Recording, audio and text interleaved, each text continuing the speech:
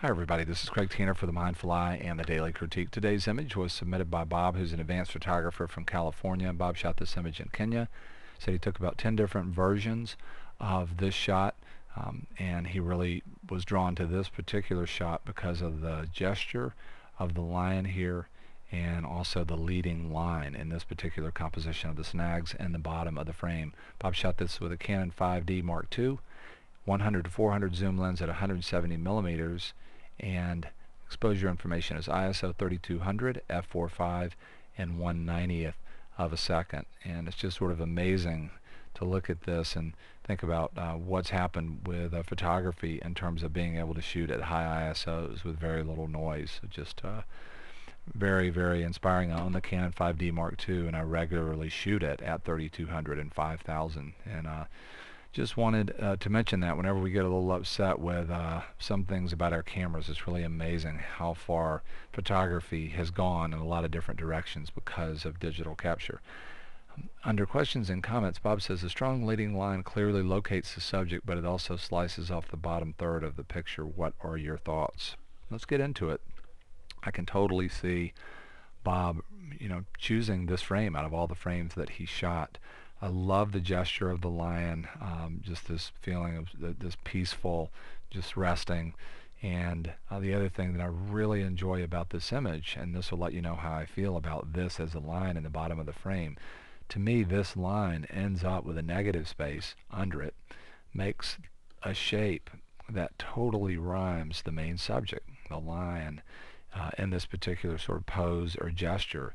And the relationship between these two ideas is dynamic. The lion's out here on the outside, and then there's sort of a diagonal movement that moves you into the heart of the repeating implied shape underneath it.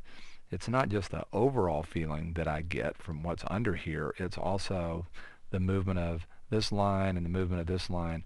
It mimics the idea of the forelegs of the lion sort of breaking this line of the snag. I just love, absolutely love the implied relationship and repetition between those two subjects. It's my favorite part of the image.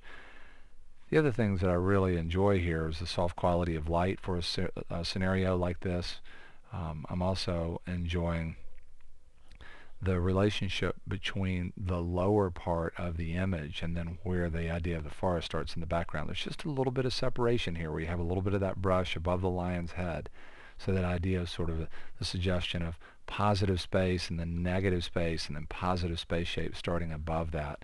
That separation is really beautiful. I also really like the way this leaning limb here and this tree are in a lot of ways forming a really beautiful counterpoint to the energy of the lion. And I like that. A lot of things to really enjoy about this shot. When I think about perfect world improvement for this image, the main thing I think about is color. I see a very, very strong sort of amberish color cast that's everywhere. It's on the lion, it's in what could be neutrals and these snags down here, it's in the brush, it's in the trees, it's in the greens. And to me, that's taking away from the lion as a main subject. We know the lion sort of has this kind of warmish beige color. That's kind of the color in my mind that I think of when I think about the lion, particularly if I start to think about the face and the mane of the lion.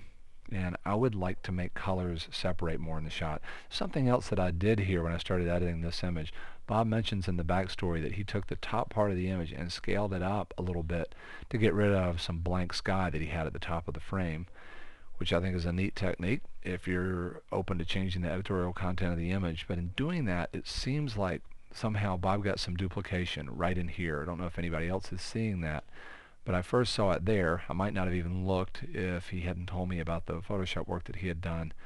But then once I see it, I really feel like there's duplication in there, and this is the main place where it draws my eye a little bit. So I basically broke that up using the clone tool, and I came in and I got rid of a few other high contrast areas. This high contrast behind the main subject can become very, very visually powerful. Obviously Bob's already gotten rid of a lot of it by doing the scaling.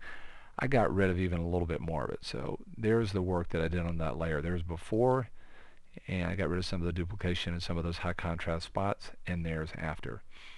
This is really the main adjustment to the image. I came in and used color balance and pretty much used this change here everywhere. Applied it locally a little bit. You can see that on the mask here.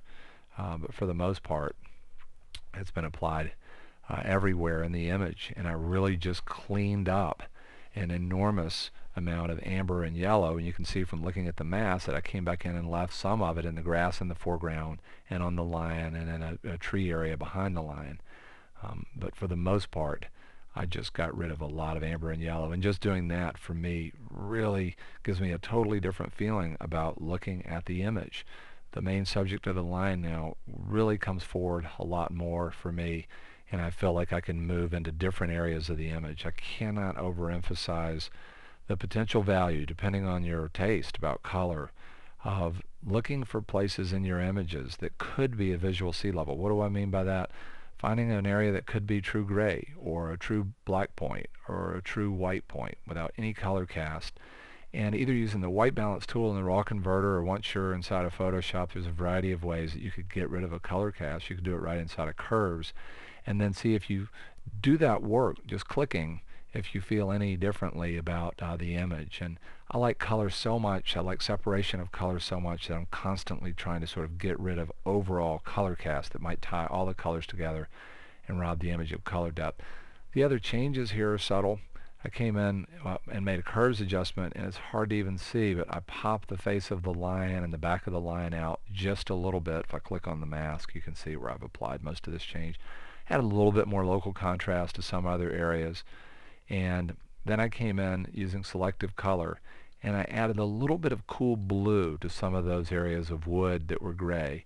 And you can see where I painted mainly on bleeding lines coming into the lion, just trying to get a little bit more of a separation between the warm of the lion and putting a little bit of blue back into the gray that I created earlier on the snags. I came in with the curves and overall darkened very, very subtly, and then I did something here at the end. I desaturated sort of everything except for the lion, just trying to bring it forward a little bit more. And here is where we started, and here is where we ended up. Just a stunning image. I just love this moment. It's so peaceful. Really beautiful qualities of line. Great framing here. Awesome moment.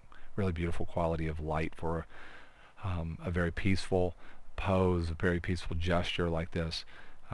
Great image. I want to say a big thank you to Bob for sharing this image with us on the Mindful Eyes Daily Critique. Love to hear your feedback about the critique today, and we hope to see you again real soon on the Mindful Eye. Thanks a lot, everybody.